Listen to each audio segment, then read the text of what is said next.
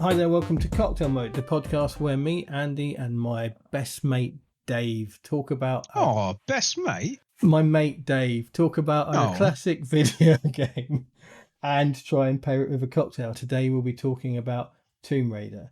I think for the first time ever in Cocktail Mode history, we don't talk about any other games. I think the Uncharted might get mentioned very, very briefly, but that's about it. So Flashback and Prince of Persia get mentioned. Yeah, don't draw attention to it.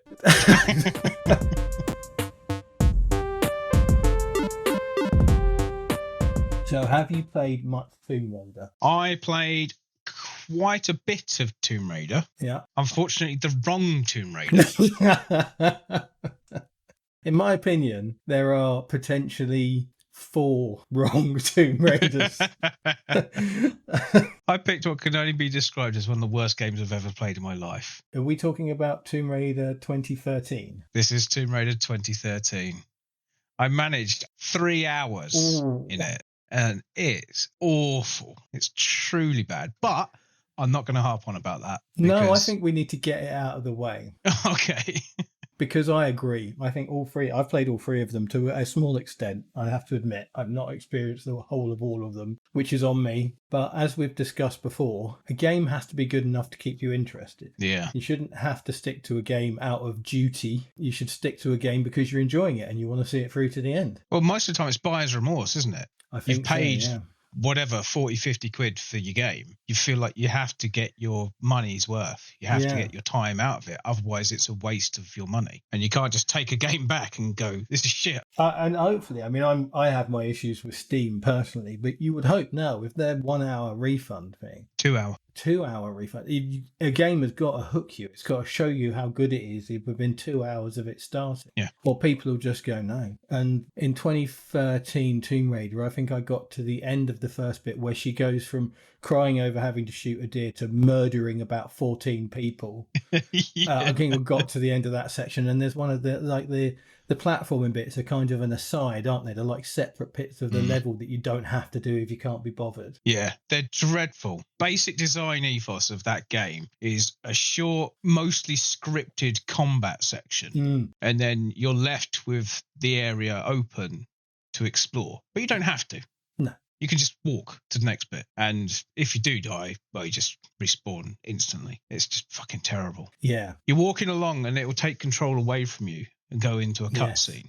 And it does it so often and with no warning. And it doesn't tell you that you've been given control back either. You just stood there for like 5 or 6 seconds going, oh, can I do something now? There is a standard, isn't there? There is a standard thing in games where when you're not in control, it'll give you black borders, won't it? It'll go into widescreen. Cut to widescreen. Yeah. Yep. And that'll say you are now not in control of the character. I've been playing a few of the others and they all do that. And Tomb Raider 2013 doesn't. Yeah. And it's a stupid decision. So yeah, I hated it. Yes, I hate it, and I hate its prevalent. It's. I've owned it for at least 7 years. I got basically a bundle of every Tomb Raider game that was on Steam at the time. Right, yeah. I've played one of them now.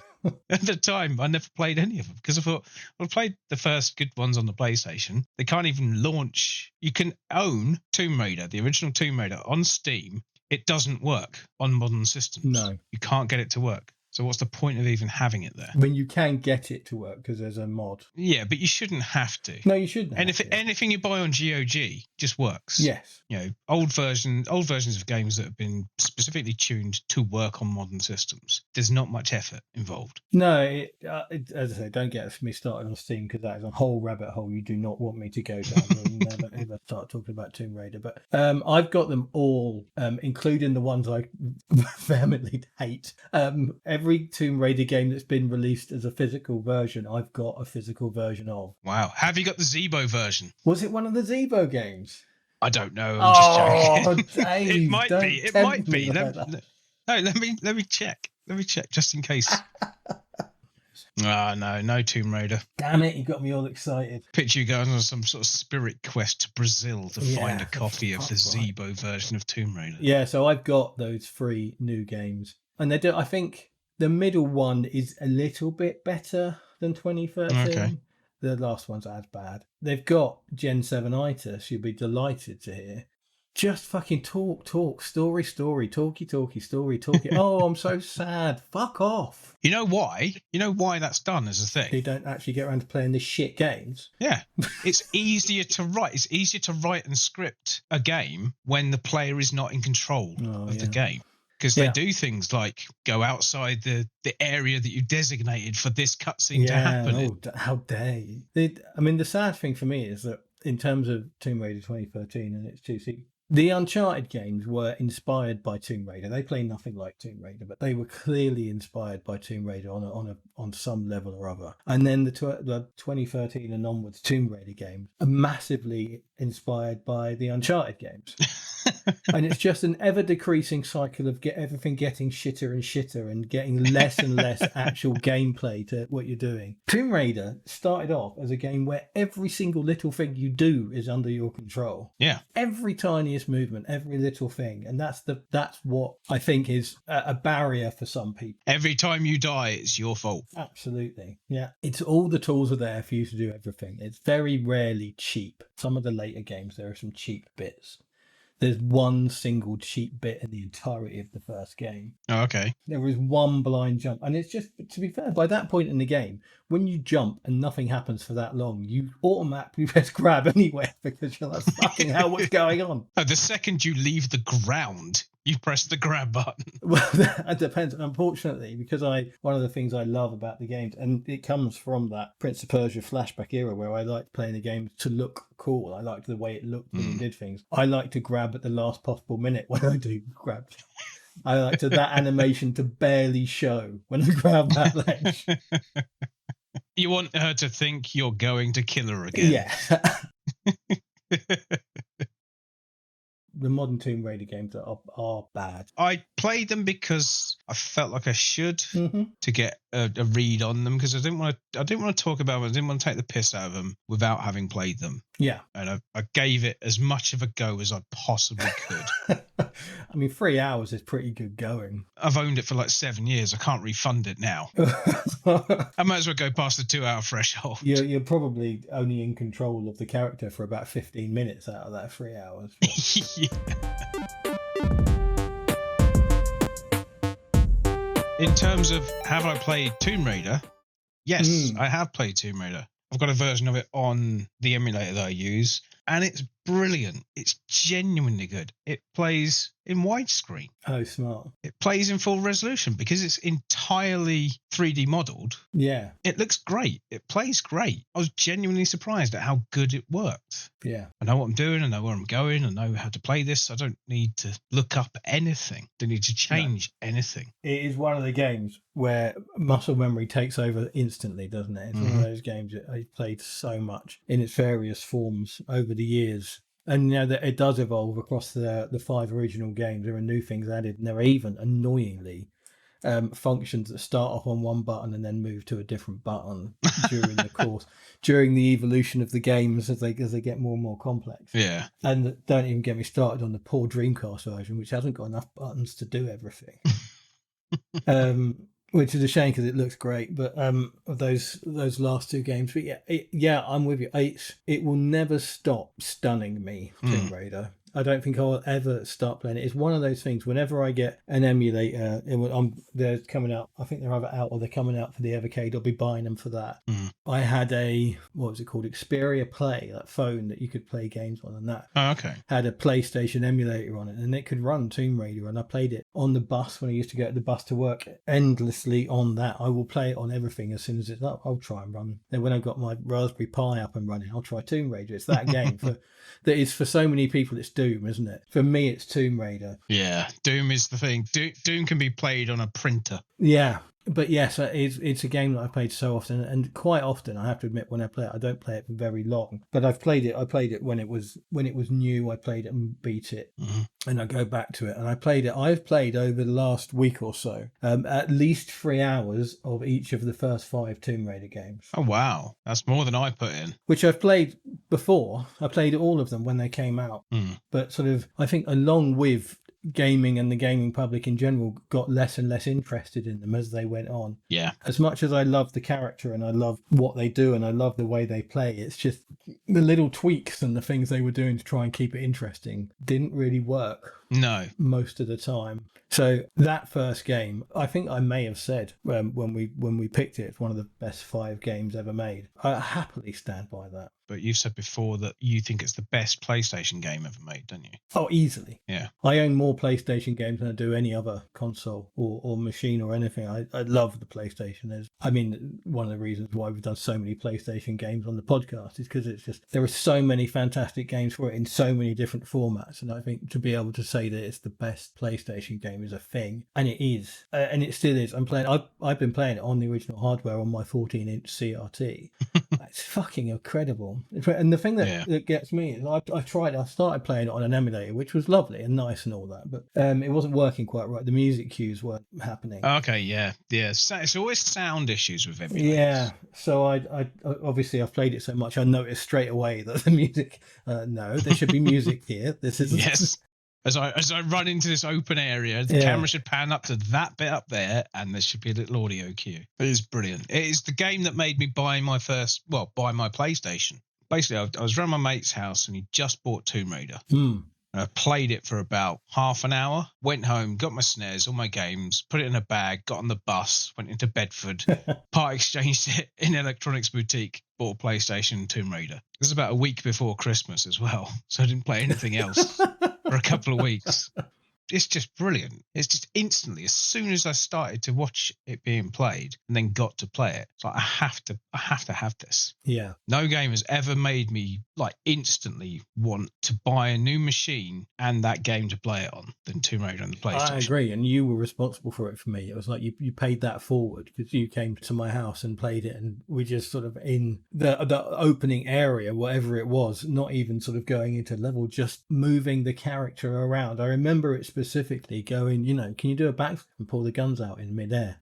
And you were like, oh no, let's try. Yeah, you can, yeah. And it's incredible now. I mean, or is it? I guess, because if you think games in general don't give you that level of control anymore, they've taken it away. No.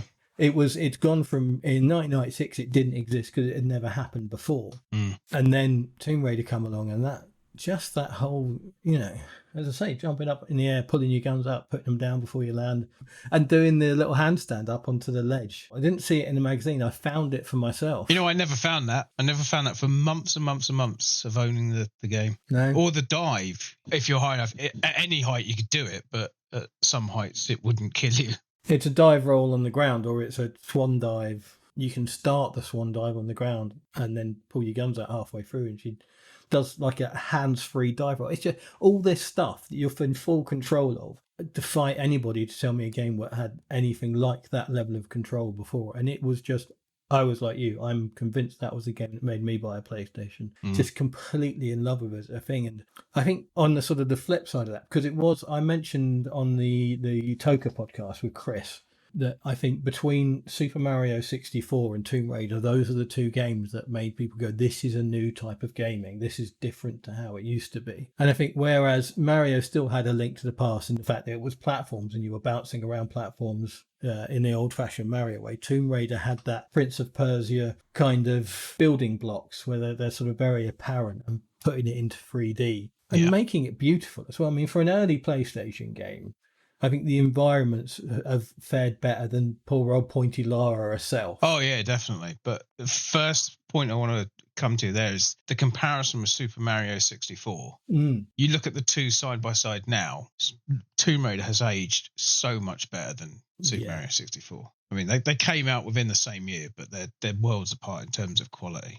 Yeah. No, I think we may be the wrong people. So I think Super Mario 64 is my favourite Mario game, my favourite Mario platform. Really? Yeah, because it plays really well, and it makes that weird free-handed controller work. It kind of, because it's clearly built with it in mind, because it's straight out of Nintendo. That's what they do so well, is when they've got a new concept like the Wii controllers or that, they sell it really well with an early game. And Mario 64 was that, and it was pretty special in that regard. But it's not. It's a great game, and it's for me, as I say, the best Mario platformer. But it's not close to to Tomb Raider. No, I don't think so. It hasn't got well, I was about to say it hasn't got a fucking T-Rex in it, but it probably has. It's just a stupid pink cute one. What do you know of, or have you played the recent re-release of Tomb Raider, the original trilogy? Oh yeah, the remastered. No, I haven't. No, I keep looking at it thinking I should get it.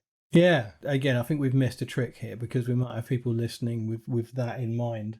But when we chose Tomb Raider to do last time out, you said you've been looking for an excuse to buy that. Yes. So every now and again, I've checked your Steam library and it's not turned up. And I think, do you want to play it and not pay for it? You cheap bastard. I must admit, I've seen the new models, the new graphics models, and the new environments, and I'm not sure I like them. Okay. Why? Because they've got more detail, they're more cartoony. Right. And I don't think that was ever the intention with Tomb Raider. And I think because the character models are still quite low poly, I don't particularly like the new textures they've put on top of them. Okay. And that's just a matter of personal taste. I'm not going to slag it off. I think it's a great thing they've done to take those games and not butcher the way they play. Although I've not tried this new modern control scheme, but it's not been very popular. It's not been as popular as they thought it would be. Have any of you seen they're doing a similar thing with Legacy of Kain? Oh, yeah. And Soul Reaver. Yeah. And the character model almost looks like a chibi version of the character model. Yeah. And it just seems like I really applaud the idea of keeping the polygon count low and not fucking with that. But if you're going to put basically cartoon graphics over the top of it in games that wasn't the tone originally, I'm not entirely sure I'm down with it. Yeah. I think I'm more likely to spend 20 quid on the Evercade cartridge than I am on remastered version. Because as I say, I've got 5 PlayStation discs here. Well, that's the thing. I mean, while it's still playable in its original form, I don't really feel the need to buy an HD remaster. I tried to play it on an emulator and found the lighting quite odd, and I found it quite difficult to see and sort of get my head around. I don't know, it just looked different. And so sticking it on the PlayStation on a CRTV, it looks fantastic. In the lighting, because obviously a CRT is a big glowing orb of radiation firing straight into your eyeballs. The brightness, everything, it looks beautiful. And I found it all except Tomb Raider 3. All the others look fantastic still. Tomb Raider 3 is a gloomy, gloomy game in so many ways. But let's not skip to 3.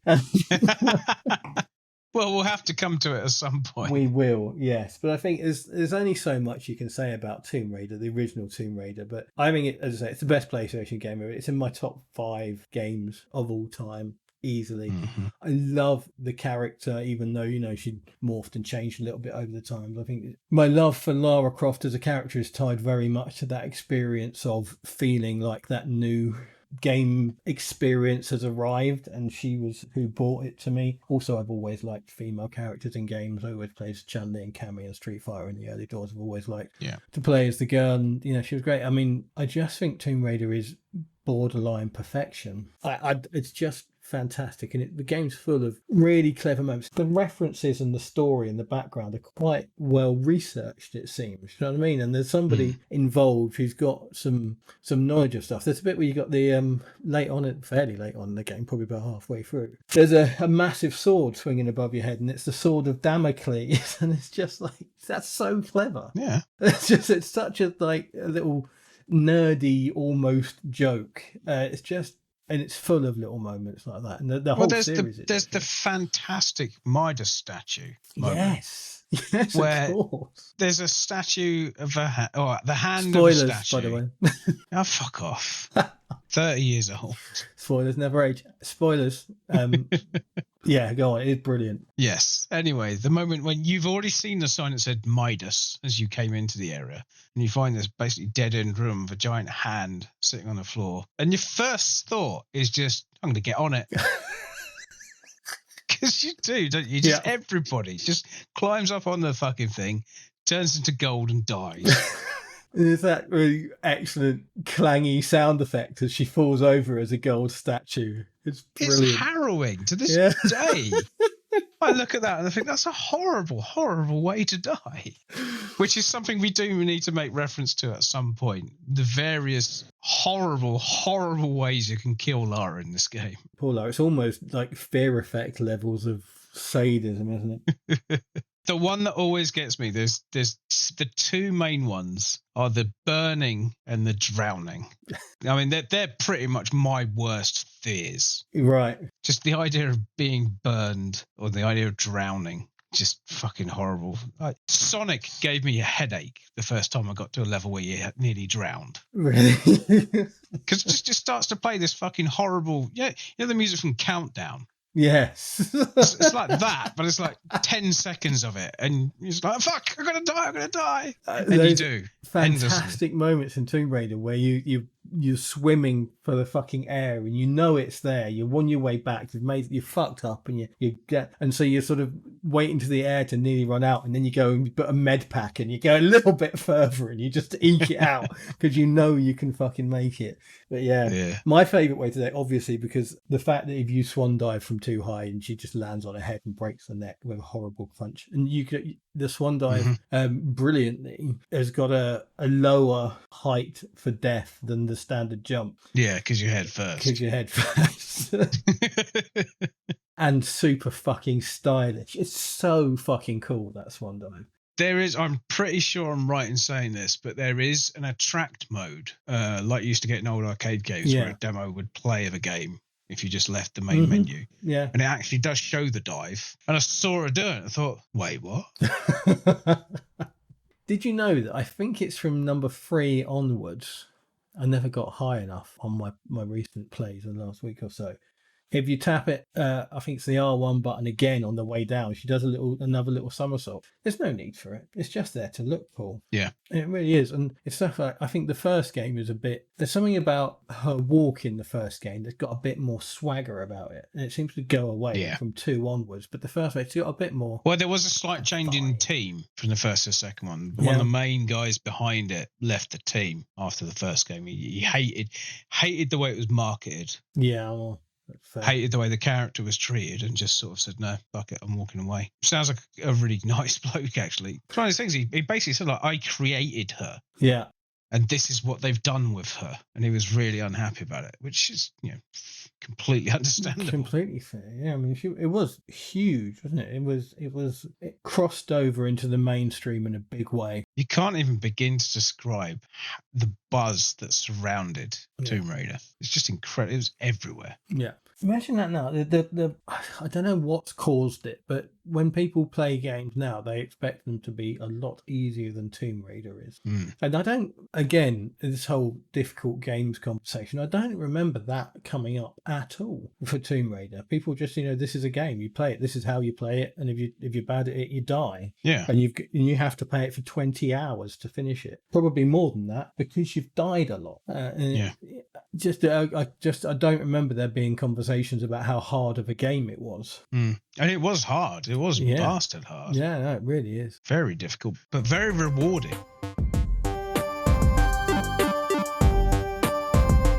When I hear people talking about video game music and they'll talk about, the orchestral score for a Final Fantasy game, or, I'm no big fan of classical music at all. I don't really listen to it, but I'm lucky enough that my wife works at an opera house. So every time I hear classical music, it's being played by the London Philharmonic Orchestra with some of the world's best conductors and some of the... Also live. And I think that game music, classical game music, is a fair distance away from that a lot of the time. But the music in Tomb Raider, particularly the first one, it's not, as much as it is, I guess, acoustic, it's not really classical. I don't really know what you'd call it. But it's fucking brilliant. I can't hear it without getting chills. Fucking 30 years later, when it comes in the first time in the game, when it comes in, it makes me smile like hugely. I think it's magnificent. Do you want to know something that I found out today? Go on. Do you know how long it took to make all the music for Tomb Raider? No, go on. 3 weeks. Really? They brought the guy in. There's a very small team that was developing Tomb Raider. Yeah, the 6 first people. one. Yeah, I remember reading the thing about it a long time ago. And they were quite a way into the development of it and thought, oh shit, we need music. So they brought somebody in to do the music for it, and he had no preconceptions, nothing. And he had 3 weeks, and he did all the music for it in 3 weeks. That's fantastic. Yeah. Just out of nothing. 3 weeks. Incredible, isn't it? People are fucking clever, aren't they? If I spent 3 weeks in front of a piano, you'd have chopsticks played badly. It's one of those things, I think, that makes Tomb Raider very special with the sound, but it's because it's so quiet. Yeah, as it should, but that's the thing, it should be. Yeah. The whole idea is that you are the character. You're guiding the character through these big, open, empty environments that have got the odd wolf or tiger or jaguar or whatever the fuck is on this level, or the fucking bears. Still shit me up the first time I came to that bear. You know the one. The first one you ever come to in a little enclosed like stables. Yeah. Every fucking time. Bastard. That initial first level, you hike up to it with your Sherpa guide, whoever gets savaged by wolves. Yeah. You definitely could have shot before they got to you should basically watched him get yeah. And then you're alone in this big, open, empty environment. There shouldn't be music. There shouldn't be loads of huge orchestral scores. It should be just that character running through that environment, or slowly working through that environment. Yeah. Sometimes the limitations of hardware, they work with rather than fight against what I'm going to say. And the fact that the draw distance is it's not as bad as I thought it was going to be honest with you, but it's quite low on. No. It really helps with the atmosphere and not being able to see very far and, hearing stuff. And the famous, spoilers everybody, T-Rex bit, the music kicks in before you see the T-Rex, and it's dun dun dun dun, and you're like, what the fuck is what I've just killed 4 velociraptors. What can be worse than that?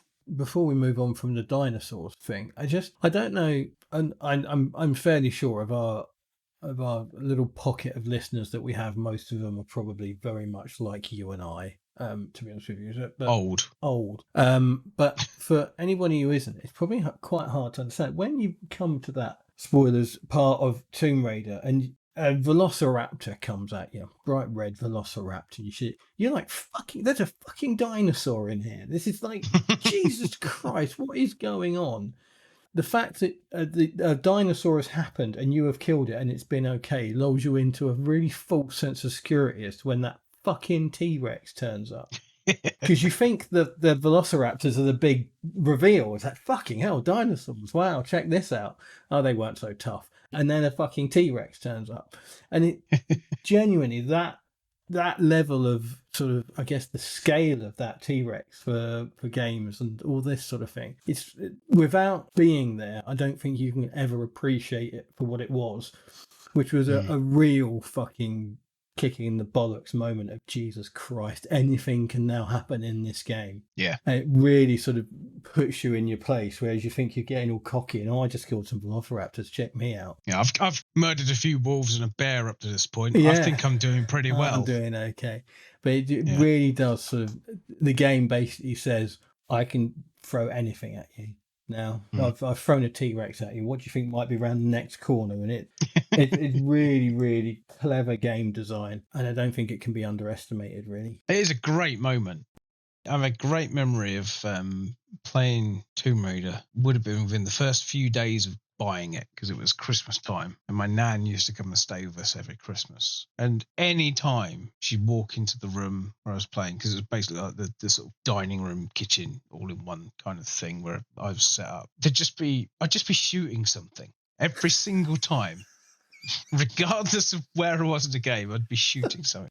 And she just sort of looked over at me and said, do you hear those gunshots in your sleep? And thinking about it, it was the only game I had on the PlayStation, so I was not going to play anything else. I just sold my other console and all my other games. So I was playing nothing else. And if I was stuck on a bit where there was loads of combat, it would just be those sounds of those pistols, which is a very keyed in memory. You hear the sound of those pistols, you can identify it as the pistols from Tomb Raider. Yeah, absolutely. Yeah. Oh, I love that. I have two things to say about those gunshots. Mm-hmm. One I've already forgotten, but one of my cool story. One of my favorite things to do, and one of my favorite things in the terms of we're talking about earlier about the control and the. I know what this is going to be. But I love the way if you turn away, she just shoots. If the enemy's out of the corner of her eye, she just shoots with one gun, and then if you move back, they're out of sync. Yeah. So she goes ba bam ba bam ba bam. It sounds so fucking good. It sounds so good. Thing is, though, that's not just you. That's everyone who's ever played the game. And the first time it happens by accident, because you're just shooting at something and it moves, and then it comes back, and you're like, ooh, that sounds cool. Yeah, absolutely. It doesn't help in terms of damage or anything. No, it sounds nicer. But exactly. But swan diving off the top of a thing into water doesn't help in terms of getting to the water. It just looks cool, and that's what Tomb Raider was great at. The other thing I was going to mention is there's not a lot of other sounds going on, so of course the fucking gunshots are going to stick in your head, and it's just like and that's I think what's weird about because with Tomb Raider, I think Tomb Raider 2, as much as you think there's a lot of shooting in Tomb Raider 1, there isn't. It tends to be you enter a level, there's something to kill, and then you carry on. Goes back to flashback. Yeah, you go into an area, there's an enemy there, the music ramps up, you get your gun out, you deal with it in whatever way you can. As soon as the enemy's dead, the music just dies off, and you can put your weapon away. Yeah, and then do your platforming bit. Tomb Raider for me is 3D evolution from flashback that we never got. Yeah, no, because the 3D flashback was unfortunately awful. Yeah, I couldn't agree more with that.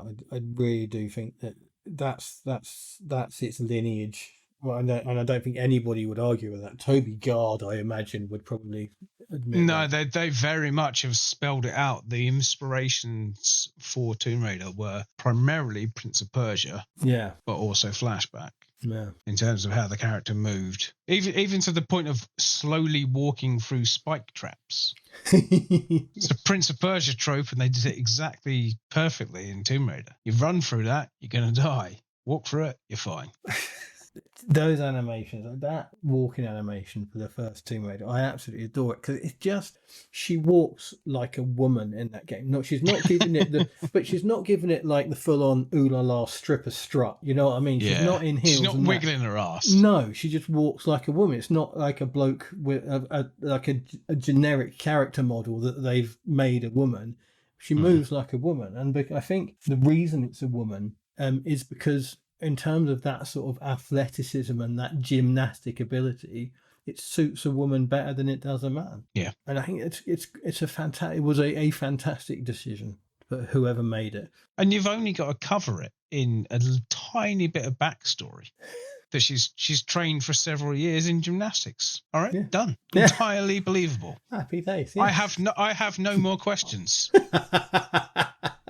But yeah, and I think again we've talked before about the unnecessary story and exposition in games. It doesn't really, Tomb Raider, the first one, has a plot, but it's a very simple plot, and she's a very simple character. She's posh. She didn't like being posh, so off she went to explore the world and make endangered species more endangered. It was her role. She even kills off ones that were extinct that have come back. She goes the other way. She puts it back on the endangered list, then makes it extinct again. In quite a lot of ways, a horrible human being. I love it. I think when before it came out, nobody could have imagined how big it was going to be. No, it got shown at the E3 of that year in a fairly late stage of development, and the buzz was immediate. Yeah, it was very quickly picked up as like, this is going to be amazing. This looks fantastic, and that's when it all started. Incredible times. Yep. The last true revolution in gaming, I think. Because VR hasn't worked, but No.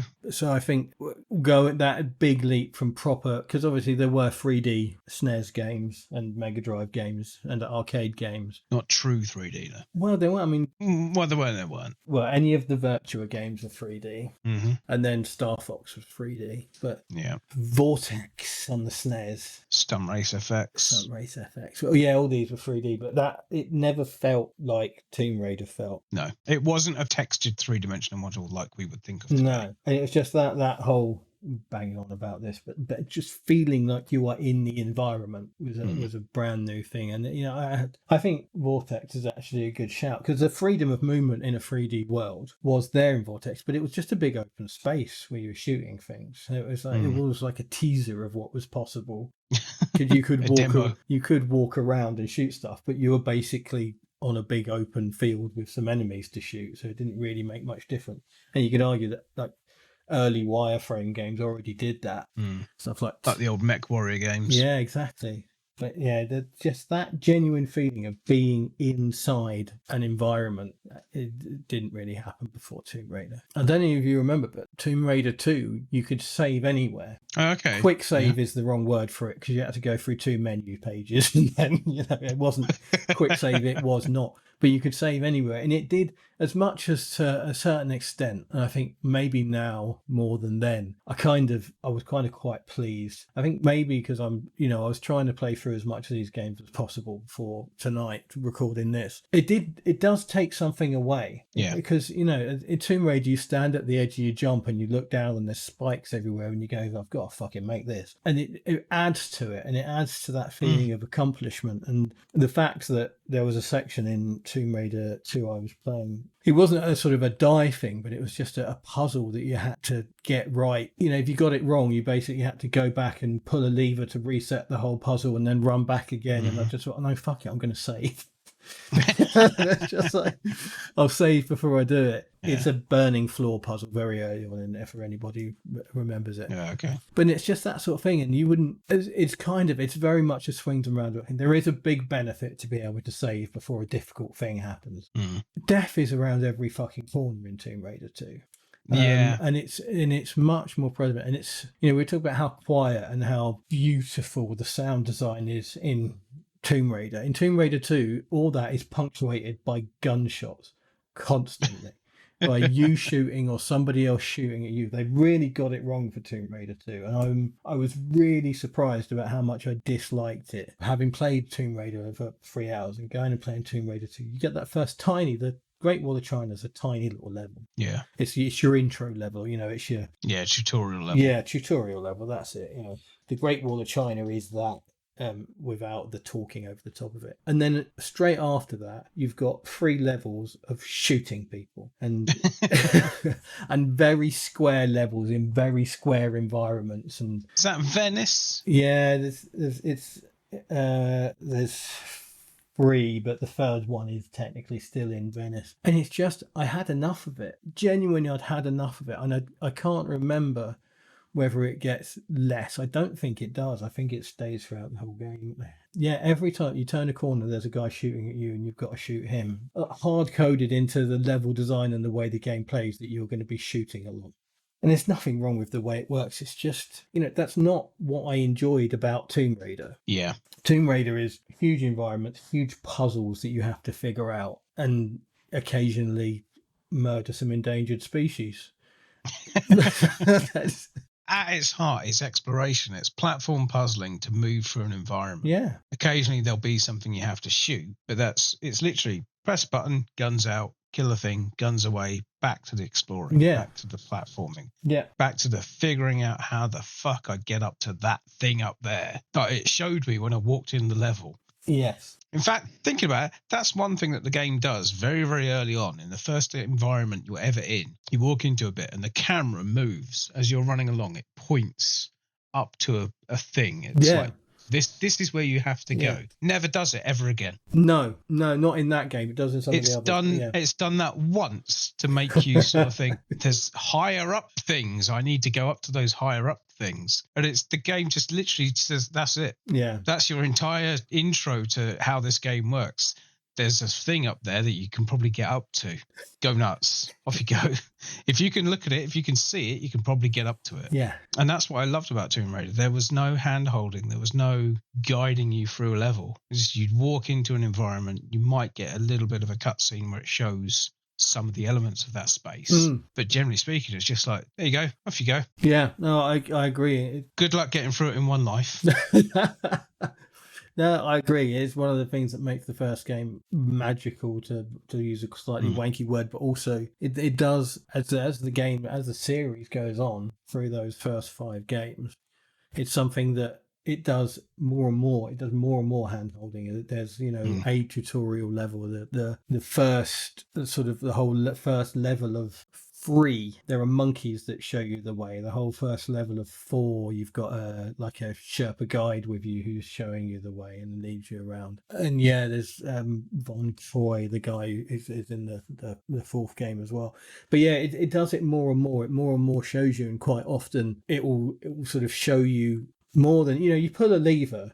You want it to show you where the fucking door is, which it quite often doesn't later in the game. As it gets harder, it just goes, and you have to go and fucking find it. But more and more, it's not just a door opening. It's like an animation of the path to where the door is and things like that. It gets more and more handholdy as it goes on, even though the general gameplay doesn't change that much. Anecdote time. I remember Tomb Raider 2 in Venice back in the day is a thing that happened. I've probably told you this before, Dave, whether you remember or not, I don't know. But there's a bit very near the beginning where you have to operate a lock as in, a boat lock. Oh, yeah. Yep. I know what a lock is. I know. I mean, I'm just saying that. You're explaining it for everybody in the world who's never seen or used a lock. Well, exactly, because they might think I'm saying lock with a key, and it's not a lock with a key. It's a lock with water and a boat. But yes, and there's a bit where you swim down. You have to operate this lock, and you put a lever to do it, and then you swim back again. And back in 1997, when I first got this, something about the way the camera moved or the way I moved or something, completely fucked my brain up, and I couldn't figure out what was going on. I sort of go down and I pull this switch and I come back up again, and I was like, I don't how do I get to where I need to be? What's going on? And I just went backwards and forwards, over this thing, pull the thing back again. No idea what was going on. Ended up like pausing the game, getting on a bus, going to town, buying a printed magazine guide for Tomb Raider 2. Fuck off. Rather than just look, I don't know why I didn't just look at it in the shop, for fuck's sake, but bought the guide, read it on the way home, and it basically says, swim down, operate the lock, get in the boat, swim carry up. on. Just like, this doesn't help me. Oh, brilliant. But this time round, no idea. I can't even figure out how I got it wrong. It's so fucking obvious what's going. Just bizarre, and I can't even blame 2D brain because I'd already finished Tomb Raider 1. I absolutely love the idea of you getting stuck in a game and just pausing it, getting ready to go out, get a bus, get all the way into town, fucking buy your thing, come back, and you just unpause it, and 5 seconds later just swim up. Yeah.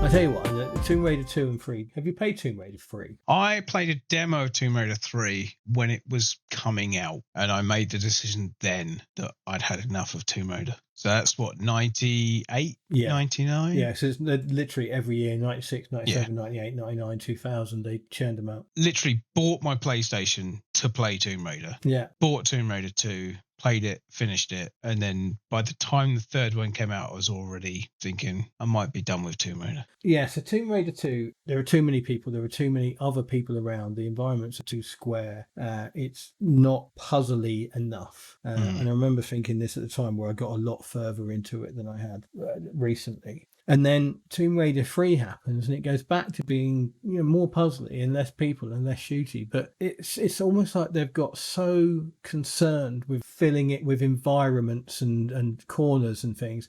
It makes the levels really difficult to read. It's really hard to just work your way through a level in the Tomb Raider way. There is a reason for that, though, in that the development of the third game, they moved away from a square grid-based system to a triangular one. Yeah, and you can really tell it's not for the good. Where they previously, to get through a design issue, came up with the idea of grids, a square grid system for designing the levels. Yeah. By the third game, they'd evolved that to a point past that where they could now do like half little gaps. She gets the crawl animation at that point, doesn't she? So you can put in these little small gaps. You can make things more angular rather than just square. Possibly in doing that, they came away from what made it good. I think it is. I think it's one of those things. I think every Tomb Raider game, I think you could probably, in every measurable way, every technical way, they get better. I think, the lighting gets better, the animation gets better. The Lara Croft model from Tomb Raider 1 to Tomb Raider 2 is like light and day. She looks so good in Tomb Raider 2. She looks like a fucking blow-up doll in Tomb Raider 3. It's a horrible character model. It really is shit. But Tomb Raider 2 is like the sweet spot, you know what I mean? She looks really, really great.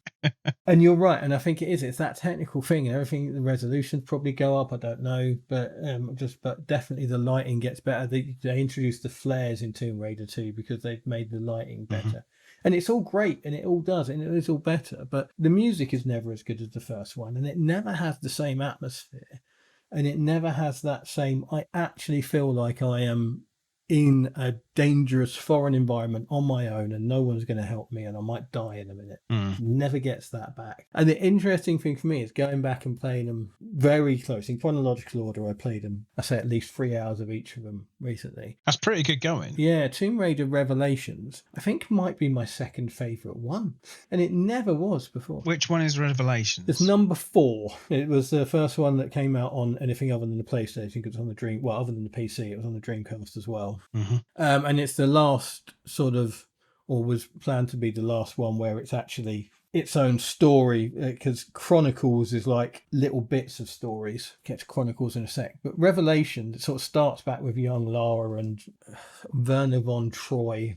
She's been sent off to learn the trade with, and she's probably, I don't know how old she's supposed to be, maybe 14, something like that, when you start the game and explore it. And sort of he's the tutorial level, he leads you through it and all that. But it's back to exploring caves and doing all that stuff, and it feels right. And it just something about it, the lighting seems right, and the feel of it just seems a bit more closer to the original game than either 2 or 3 were.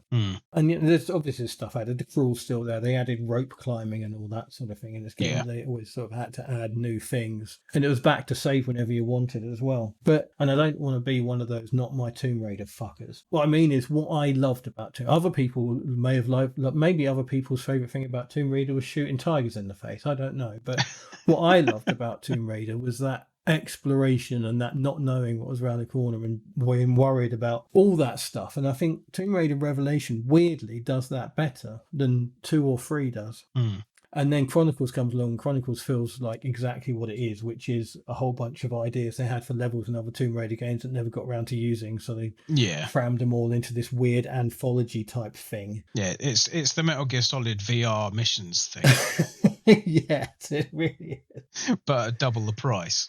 The opening level's got the most frustrating design. It does a thing where it builds in the tutorial bit into the level. So you start off the level and you take a turn in. You're in this warehouse, and she starts going, to do a jump, press here and press blah blah blah. Go through the whole thing, and then you come out back. You do this whole loop around this whole thing where you use all your moves. Very well designed for that. And then you come out back at the beginning. And then I don't know whether it was just me, but I'm like, what? Where do I go now? I don't understand. And I completely forgot that I came into this room as an option. I was running down the street and I turned left and I'm in this warehouse.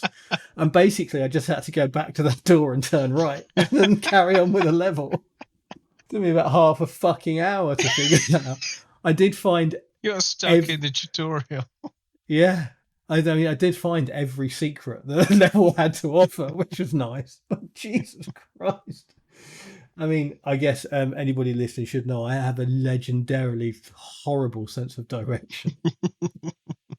And it is as true in real life as it is in video games. You said you played a bit free. Did you play Revelations or Chronicles?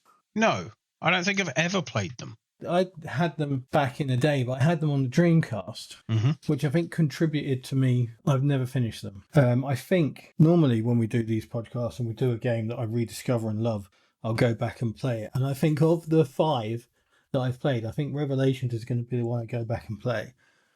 Okay. But it's going to be on the PlayStation because the Dreamcast just doesn't have enough fucking buttons. And the PlayStation... Oh, the poor Dreamcast. The PlayStation version almost doesn't have enough buttons for the amount of shit they've got going on by the time what is ostensibly Tomb Raider 4 comes along. They're doing so much different stuff that you have to press R1 and select to light a flare. Just like this weird combination because they run out of buttons. So, and this was the first game on the Dreamcast.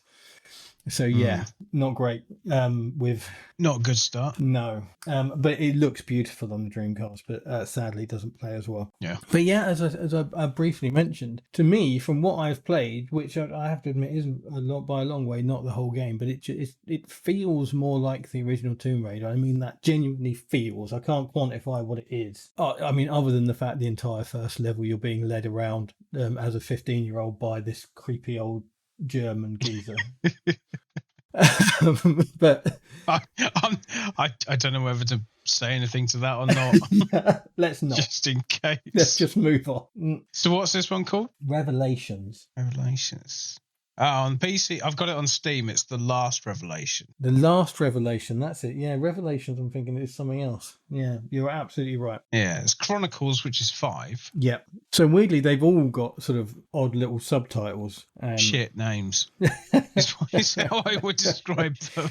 So, just call it fucking Tomb Raider 5. Because, I mean, even Tomb Raider is Tomb Raider featuring Lara Croft. Yeah. If you want to be pedantic. And then Tomb Raider 2 is starring Lara Croft. She's obviously got a better agent for Tomb Raider 2. Tomb Raider 3 is The Adventures of Lara Croft. Yeah. But yes, then there's The Last Revelation and Chronicles, not Revelations. Sorry, that's my stupid brain being stupid again.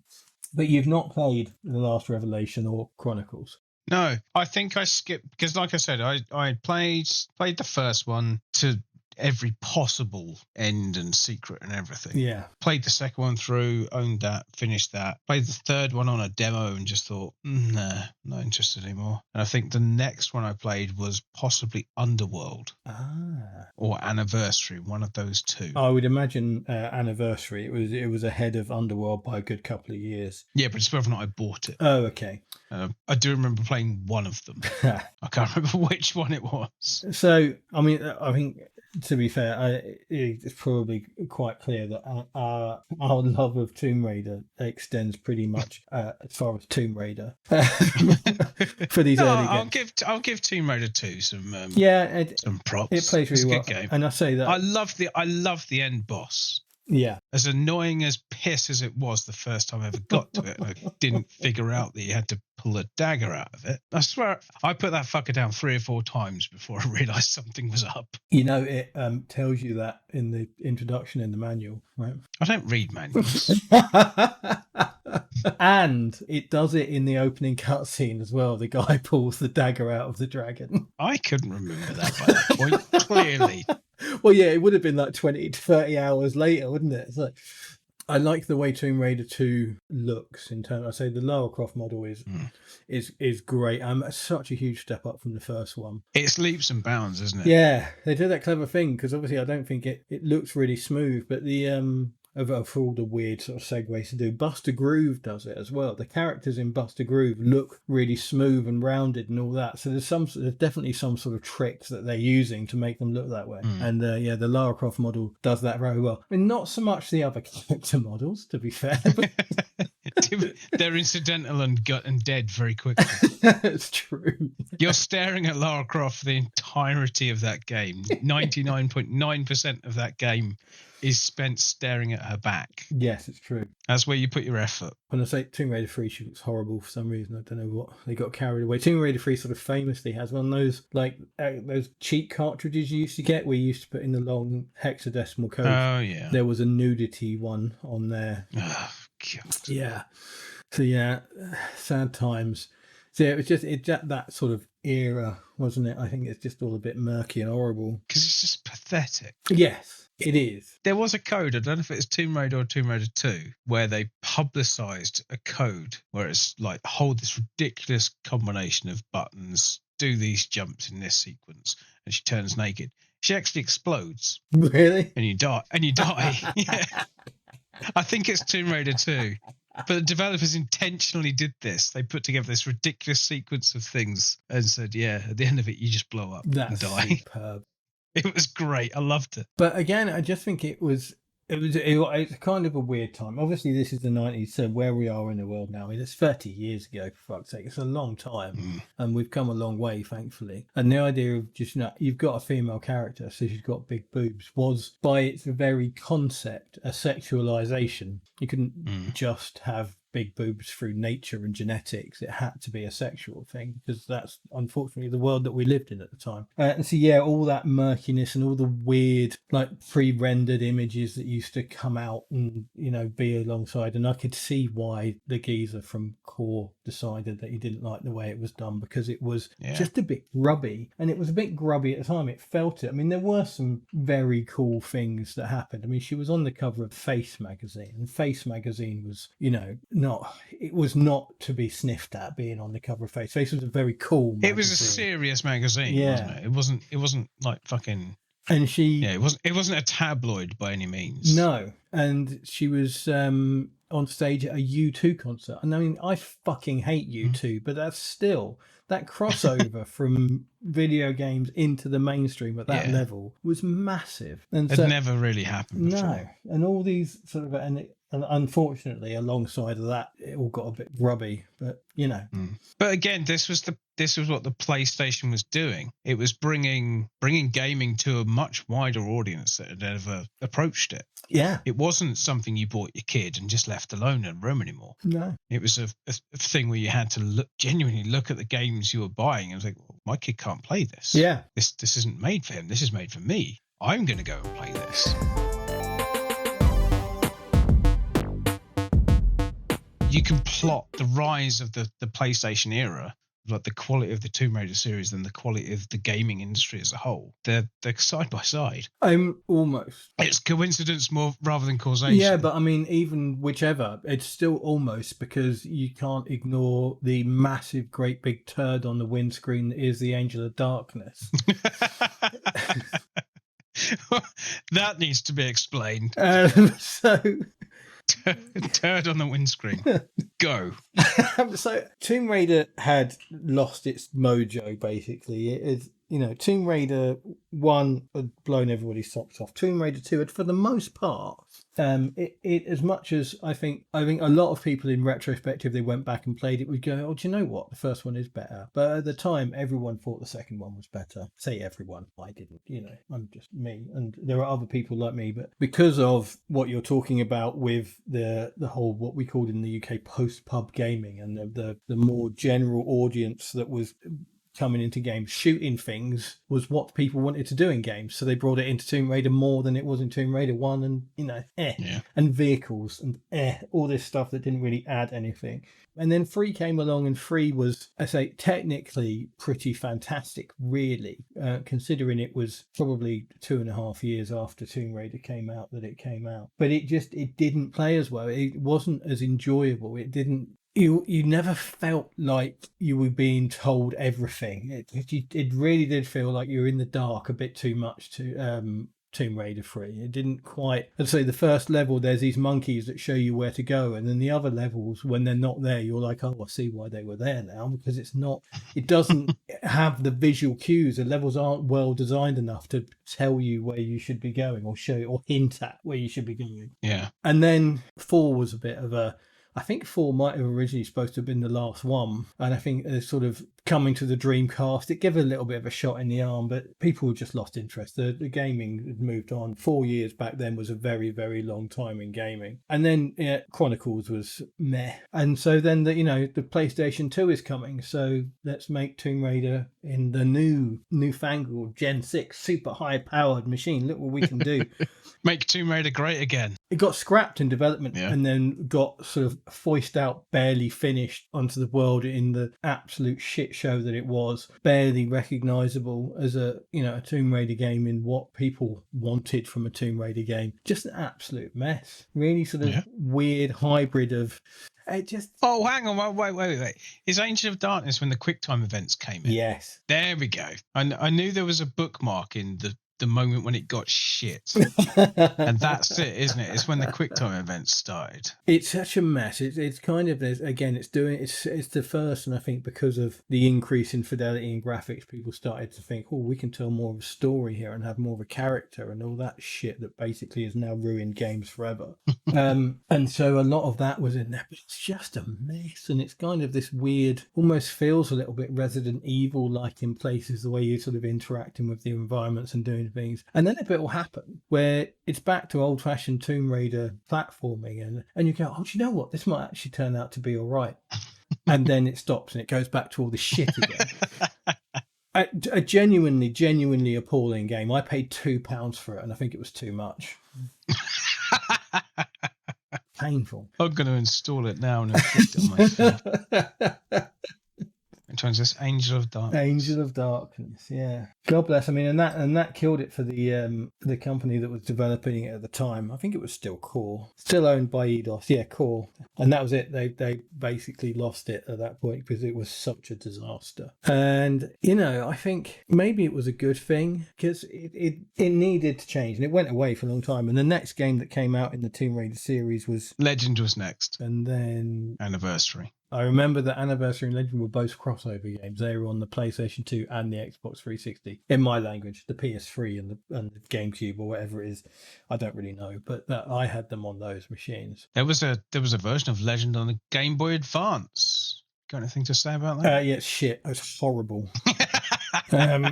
If I'm thinking of the right game, it kind of takes the sort of the level ideas and the story ideas and transfers them into a horribly pre-rendered side-on, almost sort of 2.5D environment. Disgusting. But I mean, sounds good. I'm going to get that. But you make a good point, because we nearly bypassed 3 really quite good games. Because there was a game called Tomb Raider Prophecy on the Game Boy Advance, which is it's quite an unusual. It is a bit more shooty than platformy, but it's also isometric. So they've rather than try and sort of recreate the 3D and the whole Tomb Raider experience on the Game Boy Advance, they created this sort of isometric, quite shootery. It's really interesting. It's completely different to any other Tomb Raider game, but it's quite good fun if you can put that behind you. I think if you can, I mean, forewarned is forearmed and all that, and I think going there now it's quite a cool and interesting game. Tomb Raider Prophecy. I would, assuming it doesn't go for stupid money, I would recommend that people giving it a look, because it is a fascinating little thing. But the real gems of the handheld, because the DS games are pretty horrid. I was going to say, you've missed a couple of Game Boy Color version. Yeah, so those are the jewels. These are the absolute thing. The Game Boy Color has got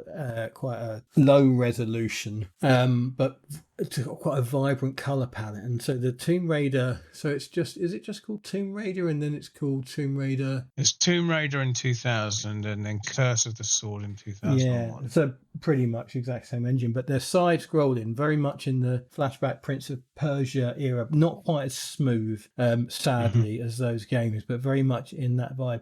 They look fantastic. The artwork has been sort of, obviously it's completely new and completely redrawn. And one of my favourite depictions of Lara Croft on that Game Boy Color version. I just think she looks really cool in it. They're both really smart, quite sort of complex. Again, back to solving puzzles. You do have to shoot people occasionally, but it's again, when I talk about what feels to me like a Tomb Raider game, those two little Game Boy Color games feel more like Tomb Raider than quite a lot of these bigger, much more expensive games do.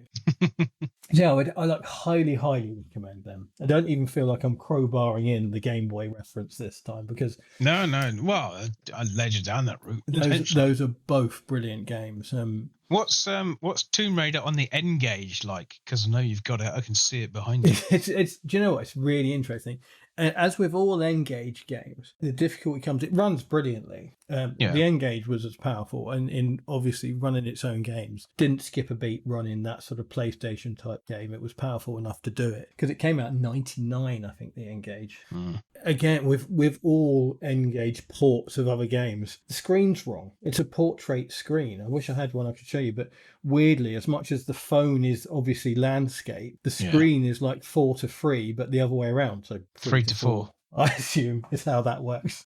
And so that's quite weird because you lose a lot of the screen, and it's obviously tiny anyway, and the resolution's not great. But it's Tomb Raider. You've got 12 buttons to play with. Arguably better than the Dreamcast version. I didn't say that. It's not true. That's the quote for this episode. Have you seen the Lara Croft games? Most of them. So there's Lara Croft and the Guardian of Light, and Lara Croft and the Temple of Osiris. They're like twin stick shooters. Yeah, they're really good. They look really good fun. I own them and I've never played them. They're great. The Temple of Osiris in particular works as a 2-player game. Yeah. It worked much better as a 2-player game than a 1-player game. But yeah, they're really good fun. Really good fun. And I'd say the Lara Croft, where they call games Lara Croft, it tends to be they're a spin-off and they're not the same genre, really. They're not Tomb Raider platforming games, but really well made. I think I thought the first one was a little bit better. It was a bit more focused in what it was doing than the second one. All right. So they're worth playing then? Absolutely. Yeah. 100%. Okay. Probably not as worth playing as Lara Croft Go. I have played Lara Croft Go. I really enjoyed it. I think Lara Croft Go is in probably... I think there's... If you put all the Tomb Raider games in together, there must be 15 or 16, something like that. Oh, yeah, good amount. 18 games. I would put Lara Croft Go in my top 5. I think it's fantastic.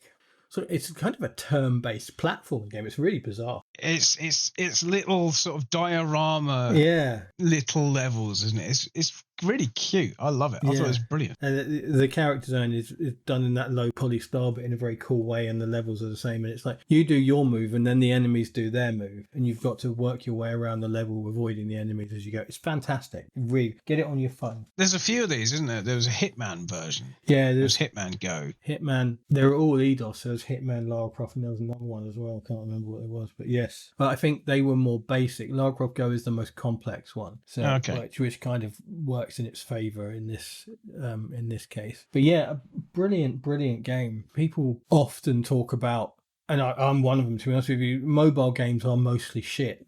They really are. They're mostly designed with one thing and one thing only in mind, and that is absorbing your money. As opposed to all those other games that are given away for free. Lara Croft Go, you pay £6 for, and you never have to pay anything for it ever again as long as you live. Yeah, but it's not free, is it? No, but it doesn't claim it is. Unlike the free-to-play games, which cost you £6,000, and you end up selling your children for because you're so addicted to their shitty Skinner box mechanics. Anyway, Lara Croft Go, play it. Get it on your phone, play it. It's brilliant. Enjoy. You're welcome. So there was also on phones talking about Skinner box fucking cash grabs. Lara Croft Temple Run, which is an Relic Run. Relic Run. Thank you. Only because I'm looking at the list, I would never have fucking known otherwise. It's an into the screen endless runner. With modern phone games, they are obviously shit. They're clearly just absolute shit. In the era of Relic Run, it wasn't quite like that yet, and so there is the bones of a really enjoyable game there. It's into the screen, you have to time your jumps and shoot things and collect things, and there's the bones of a really enjoyable game there. And then it's just swamped in fucking adverts and pay to win bullshit. So that's a shame. So going back to the original point, which was Anniversary and Legend, which was the crossover games after the horror show of Angel of Darkness. Yeah. I really enjoyed Legend at the time. I thought Legend was really good. When I played it on the 360, I remember playing it and really liking it. And then when I went back and played it not so long ago, because I thought, oh, I really enjoyed that, didn't like it very much at all. Okay. It's not, it's kind of, it's in between is what it is. It's a platforming game where the platforming isn't great, and it's a shooter where the shooting isn't great. So it's just kind of, it falls in between these things. Yeah, it's not actually that good. It's that early Gen 7 where they were still sort of figuring out stuff. Well, it's a crossover between PlayStation 2 and PlayStation 3, isn't it? And I think in terms of Tomb Raider, because there hadn't really been a PlayStation 2 Tomb Raider game, because, Angel of Darkness wasn't finished and was a mess. So they didn't really have anything to work on. But Anniversary was very clever. It's like a complete rebuilding of the first game. It's not like take the first game and polish up the graphics. It's from the ground up, rebuild in the Legend engine, the first game, and that works really, really well. Obviously, it's not as good as Tomb Raider, but it's as good as and better than some of those early core games. And even though it's very different, and it does a good job of the shooting. It makes the shooting feel more like an actual element of the gameplay rather than just something that's been crammed in there, whilst also having some quite good platformy stuff. It's a very, very cool game. A bit of a one-off. I think perhaps I've still not played it, but from what you were saying about the Resident Evil remakes, I think perhaps it's along those lines. It's where it keeps all the cool stuff, and you recognize the levels even though they play out differently. Yeah. It's a very, very cool game, Anniversary. And shouldn't be ignored. So this is the Crystal Dynamics trilogy: Legend, Anniversary, and then Underworld. Yeah. I remember Underworld being very sort of well reviewed at the time. Yeah. Like, this is the return to form. This is the one that's worth playing. Yeah. Unfortunately, I don't think it landed with the audience. I don't think it did what they wanted to, but I agree. Again, coming back to how I think a Tomb Raider game should feel, Underworld has it in spades. It is a fantastic game. I did read a very interesting, a serious article about how the 90s were all about tits, but in 2007 it's all about arse. And with Tomb Raider Underworld being sort of the central pivot of this argument. And it's so true. Yeah, and it is as close to the original Tomb Raider in terms of feel and the size, and because of what we had come to expect from games. The original Tomb Raider felt huge, even though it wasn't.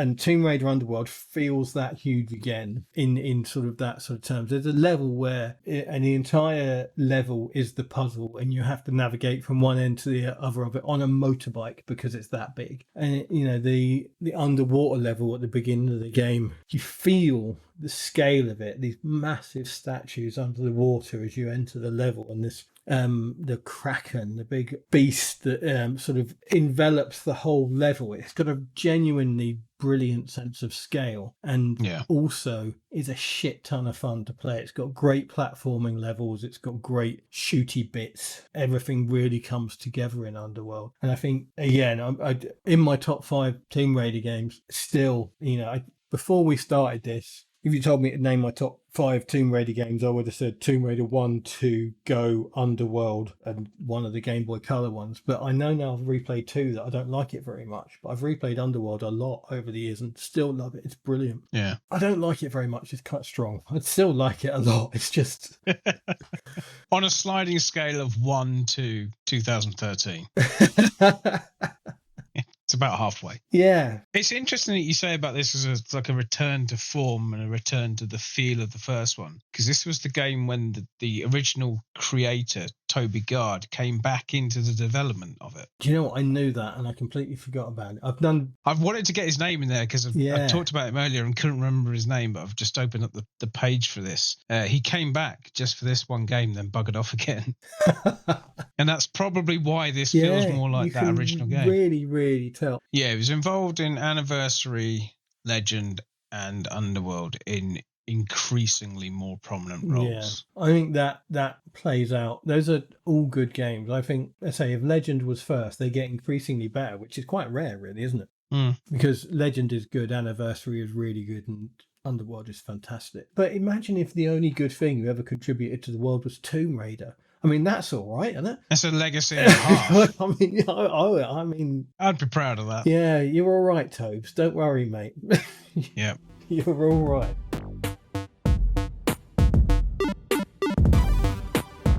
So what does that bring us? That brings us to either drinks or what's next. Oh, shit. It's my choice, isn't it? It is, yeah. Oh, So bollocks. I want you to do two things. I want you to consider two things. I want you to consider, one, how much I've talked over the last 2 episodes, because it's a lot. So I want you to choose something that you've got a lot to say about. Oh, okay. And then two. I got this. Two, other than Final Fantasy. Two, unrelated but also worth mentioning, for a couple of people who claim to be massive fans of the Dreamcast, we've not done enough Dreamcast games yet. That's a good point. Let's go Dreamcast. Crazy Taxi. Hello? Yeah. I wonder if I might still have Crazy Taxi on the Dreamcast and a Dreamcast to play it on. If there are a few games that sort of encapsulate the Dreamcast, but that's absolutely one of them. Yeah. Even definitely. though, the arcade version was before and works better, but We don't talk about that. just needs a stick shift, and it's a fucking trigger button. How many gear shifts on those arcade machines must be fucked? There can't be one that's still working. No, they're massively over-engineered to allow for 1 billion uses of that so hardware. that's one playthrough. That's a single credit. Yeah, that's one trip. No, that's a great shout. That I think ticks both boxes. If you've got a lot to say about Crazy Taxi, and I want more Dreamcast, I'm not sure I've got a lot to say about it, but I would very much like to do it. Yes. I want to play it again. The main thing I take away from these is that I play the game that we do, and a lot of the times they're games I've not played for fucking years. Oh, fun! Oh, excellent! Bit of Dreamcast, love it. We can actually talk about the Dreamcast without just saying, "Oh, poor Dreamcast."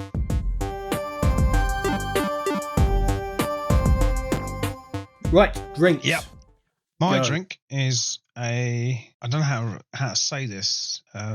It's from the film. It's not. I know. Oh, I'm Dave. sorry. I'm so sorry.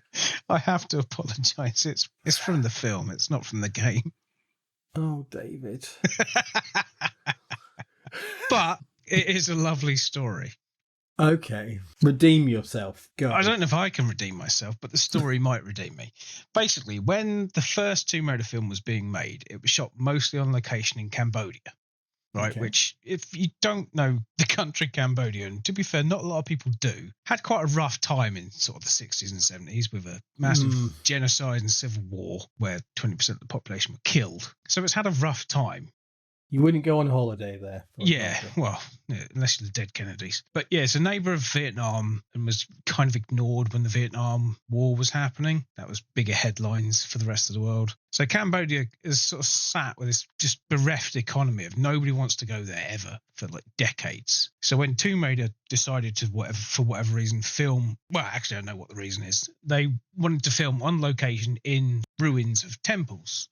Southeast Asian or East Asian authentic temples. So yeah, the country wasn't ready for a Hollywood production to turn up and start filming. Like the infrastructure still wasn't particularly great at the time. And there was when they set up their production, started to film. And because it was a big thing that Hollywood had come to Cambodia to film this film, there was a Belgian guy who owned a bar called The Red Piano, which was self-described by the guy who owned it as a shitty bar on a rat-infested dirt track back street.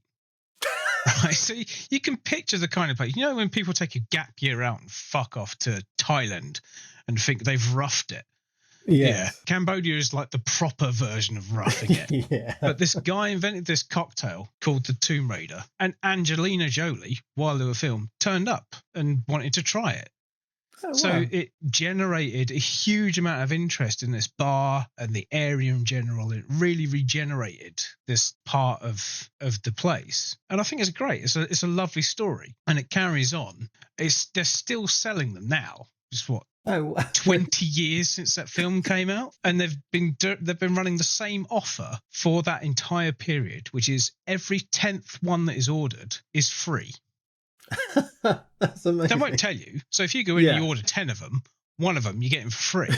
Okay, It's you a know pretty which good one. marketing deal, I think. But also I don't know if it's every 100th or every 500th. Not only do you drink 3, but they'll give you a T-shirt from the bar and $100 in cash. Oh, Which, wow. being Cambodia, you will instantly spend on, the next 30 drinks you buy in the I was place. going to say probably more Tomb Raider cocktails. Yeah, exactly. It's quite a good marketing thing, but it really sort of helped to bring this area sort of back to life. Well, not back to life, sort of up to where it could be. And I thought that was quite nice. A story behind a cocktail that genuinely improved not just a bar, but a whole town. Was kind of put on the map because people still go there 20 years later to try this cocktail, which I think is really nice. Yeah, it's really. I mean, the drink is quite unremarkable. It's chuck a few ice cubes in a tumbler, add an ounce of lime juice, an ounce of Cointreau, and top it all off with tonic water. But I thought the story behind it was kind of nice, and I really liked it. Yeah. Just ignore the fact that it's to do with the terrible film. Well, I know somebody used to drink Cointreau and tonic, which is, I suppose, without the lime juice. Yeah, I mean, you could substitute tonic water with Sprite or something, which would be nicer.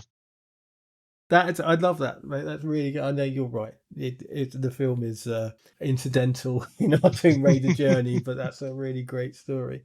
I saw in my research, I can't remember if it was a Tomb Raider or a Lara Croft it was something and coconut rum, Malibu, basically. Yep. And so that's as far down that as I got because I can't fucking stand that. I've got quite a soft spot for Malibu. It was one of the first drinks I ever drank to get drunk. Yeah, well, it's not why I don't like it. I don't like the taste of it. But the night in my life where I got the most drunk started off drinking Malibu and orange. But that's not why I dislike it. I just don't like the taste of it. But yeah, so there is another one. So that's a different one. So just anyone who wants to go out there, you'll be putting a link in the thing anyway, won't you? So. Well, it's a link to the story rather than the cocktail. But even better. You'll even find better. it. Yeah, you can find like that even more. No, that's sound. But yeah, I saw a few. There were a couple of sort of inspired by Tomb Raider drinks out there. None of them with that great story behind them, though. So nice one, mate. I found a cocktail in Difford's that I thought sounded good, but I didn't know what one of the ingredients was. Okay. What was it? Liquid chlorophyll? But luckily enough, I found a variant of this cocktail that had something else in it. So it's a variation of a martini, which I liked off the bat anyway, because I do like it when a classic game paired with a classic cocktail. I've done it. I think this is probably the third time I've done it, and I do quite like it as a thing. The cocktail is called the English Rose. The lovely Lara Croft, our English Rose. And if there's something that I like in games as much or more than a female character, it's an English character because they're not very common. So it's nice to find an English character in a game. And so to have both in one package is really quite cool. And I think that's one of the things that drew me to it initially, not the cocktail, the game or the character. Even though there's obviously much more under that. But yeah, the English Rose on our friend Difford's has got something called Parfait Amour Liqueur. Oh, okay. Yes, exactly. Which obviously I don't have in my limited drinks cabinet. So yeah, I don't know where this thing. So the flavours are generally a bit lavender, a bit violet, a bit perfumey, basically. Not my favourite thing in the world. Luckily enough, Sprucey, I've got a slightly different version which has, instead of that, apricot brandy, which I can see if this stuff, this Parfait Amour is perfumey, I can see how apricot brandy would be a decent alternative because it's got, apricots are a bit perfumey. So yeah, I've used that recipe, which is it's basically English. It's called an English Rose, but it is sometimes called an English Rose Martini as well because it's a gin martini. So it's 2 ounces of gin and an ounce of vermouth. So that's a martini. So and what you throw into that for this recipe is an ounce of apricot brandy, about half an ounce of fresh lime juice, a teaspoon of grenadine. As always, seems to be more for a bit of sweetness and colour than anything else. It's usually colour. Yeah, and that's it. And it comes out a beautiful pink colour, obviously the English rose thing. And it's bloody delicious. I mean, all the martini variations I've had in my life, one of the most drinkable. I've gone through 3 while we've been doing this. I was going to say, you've been necking them, so clearly recommended. Really tasty, sort of sweet without being too sweet, and just nice. And not, I think the other ingredients really break down the gin. It doesn't taste very ginny at all, which for a gin martini is, a bit of a thing. It doesn't happen very often. You always tend to have that. I think maybe the perfumeness of the apricot brandy sort of bounces off that a little bit. But anyway, I don't want to talk about nonsense I don't understand truly. I'm just saying that this is a bloody lovely cocktail. And when we put the links in, there will be a link to the Spruce Eats. And you'll get it's a very simple cocktail. Most of those ingredients I think most people have, and it's lovely. Really, as I say, really drinkable, but quite alcoholic. So don't go nuts. Drink responsibly, but have a good time. Yes, absolutely. Don't wake up in a different postcode to where you started.